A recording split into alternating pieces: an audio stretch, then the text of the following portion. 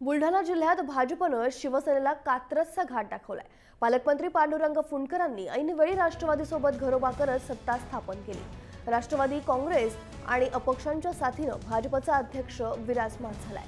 भाजपच्या उमाताई तायडे या बुलढाणा जिल्हा परिषदेच्या अध्यक्ष बनलेल्या आहेत, तर उपाध्यक्षपदी राष्ट्रवादीच्या मंगलाताई रायपुरे यांची निवड झाली आहे। या निवडीनंतर भाजप आणि राष्ट्रवादीच्या कार्यकर्त्यांमध्ये जल्लोष व्यक्त होतोय।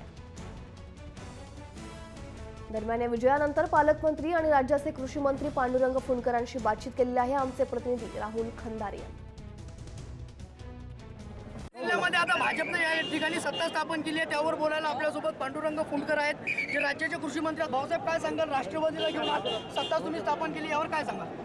नाही, असं आहे की जिल्हा परिषदेच्या निर्मितीपासून भारतीय जनता पार्टीला असं यश कधीच मिळालं नव्हतं जे यावेळेला मिळालेलं आहे। त्याचं कारण हे आहे की देशात मोदीचं सरकार, राज्यात देवेंद्र फडणवीसांचं सरकार आणि या सरकारच्या कामगिरीनुसार एक सुप्त लाट या जिल्ह्यामध्ये आली आणि भारतीय जनता पार्टीनं सर्वात मोठा पक्ष म्हणून या ठिकाणी उदयाला राष्ट्रवादी काँग्रेसशी आम्ही बोलणी केली आणि त्यांनी आम्हाला त्या पद्धतीने रिस्पॉन्स दिला। आणि जे राज्यभर चालू आहे की काँग्रेस, राष्ट्रवादी आणि शिवसेनेने एकत्र येऊन भारतीय जनता पार्टीला बाजूला सारावं, तो या जिल्ह्यात आम्ही मोडून काढून राष्ट्रवादी आणि भारतीय जनता पार्टीची युती झाली।